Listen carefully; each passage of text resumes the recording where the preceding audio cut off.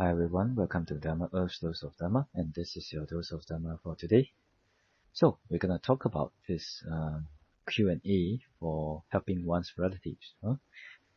So there's another question which is really quite common in the real world, which is if our relatives' behavior and speech are not in accordance with Dharma, so how do we help them? Right? So how do we help them? For example, if your relatives are killing, stealing, doing sexual misconduct, lying,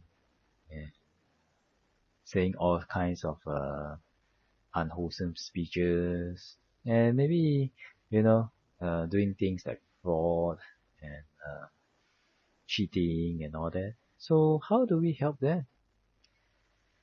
Well, first, before there are a few ways in which we can approach this.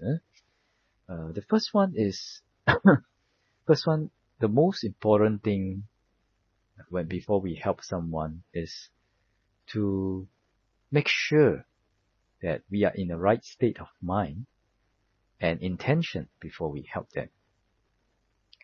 When I say this, I say that if we are in a state of loving kindness, compassion, sympathetic joy, or equanimity, in either of one of the four types of good emotions that the Buddha has taught, then we may be in a more clear position to help them, because our mind will not be deluded or muddied by our negative emotions. We will not be affected by a lot of our expectations. We will not be affected by a lot of our attachments. When we are free from all these negative emotions and all these attachments to what? Attachments to opinions, attachments to expectations, attachment to how they should do, think, and speak. So when we are free from all these attachments, then we can look at the situation from a more transcendental view. And when we look at it from a more transcendental view, and when we relate to the parties involved with a mind of loving kindness and compassion, then we are in a way in a better position to help them. Okay?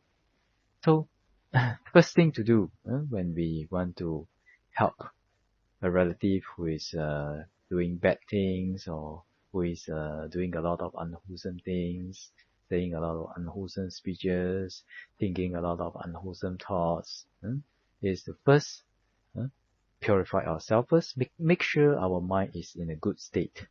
And by being in a good state, means that you are in one of the four good emotions that the Buddha taught: loving kindness, or compassion, or sympathetic joy, or equanimity. And we also have and we also abandon or lessen our attachments to any expectations, any opinions, or any attachments of how they should behave, they should do, they should speak, they should think, they should do this and that. No. Let go of all that first. Then we are able to look at the issue from a more transcendental view, and we are able to relate to it with good emotions. And when you are in this position, you are in a good position to help them. Okay?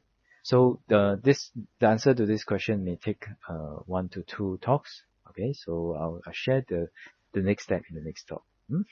So stay tuned. With this, wish all of you to be well, peaceful, and happy, and may all of you be always to be able to make sure that you are in a good state of mind yourself, and you will not get hurt yourself because of your emotions or your attachments before you help others. And you'll be always be able to practice this before helping others. Okay, and wish all of you to be well, peaceful, and happy, and may the True Gem bless all of us to be able to attain path, fruition, and Nibbana as soon as possible. Sadhu, sadhu, sadhu.